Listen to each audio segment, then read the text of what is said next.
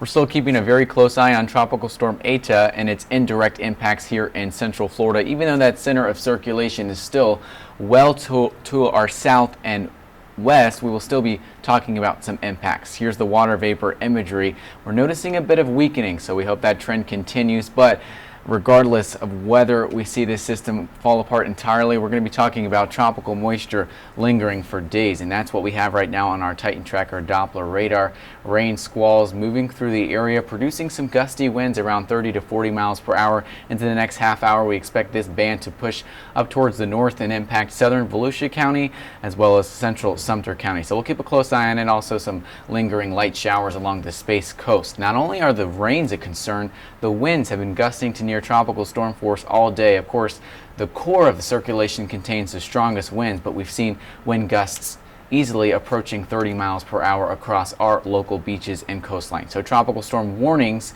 do remain in effect all across the southeastern side of the peninsula, up towards the Florida Straits and Keys, and also along the Sun Coast. Still talking about the potential for those tropical storm force winds. As far as the marine forecast is concerned, gale warnings remain in effect. Very hazardous seas running anywhere from 13 to 15 feet as that pressure continues to fall. Here's the buoy data. About 20 nautical miles east of Cape Canaveral reported a gust recently about 41 miles per hour. So that is over tropical storm force, and the wave heights anywhere from 15 once again to 25 feet. Here's a live look at Daytona Beach.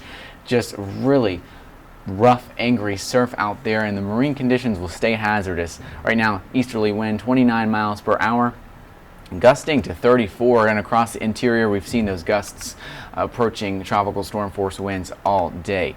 Here's a look at what we can expect into the coming days as far as Eta and its future track. Here's the location and the core of circulation as of today. As we get into tomorrow, that upper level low will start to push it off towards the east and then potentially back towards the state. Now, a little bit of disagreement between the models, but we do think there is a potential that this could make another landfall in the Sunshine State as we get towards the end of your work week. Here's the latest forecast coming from the National Hurricane Center.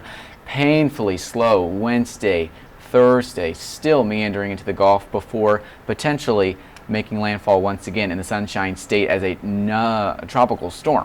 Chance of tropical storm force winds across the area of 40 to 50%, so we'll keep a close eye on that. And of course, the rainfall could exceed 2 to 3 inches. We'll be talking about that heavy rainfall, and that's on top of already saturated grounds. We've had reports of rainfall totals anywhere from 4 to 5 inches, so that's why we do have a flash flood warning in effect now for southern parts of the peninsula, and a flood watch also does remain in effect. Overnight, remaining windy with scattered showers and storms. We do still have that tropical storm warning in effect for Brevard County, so residents in those communities should be sheltering in place and still keeping an eye on the potential for tropical storm force winds. As we look towards the latter part of the evening, still tracking those tropical downpours moving inland by 11 o'clock, eventually fading out, but still remaining quite windy.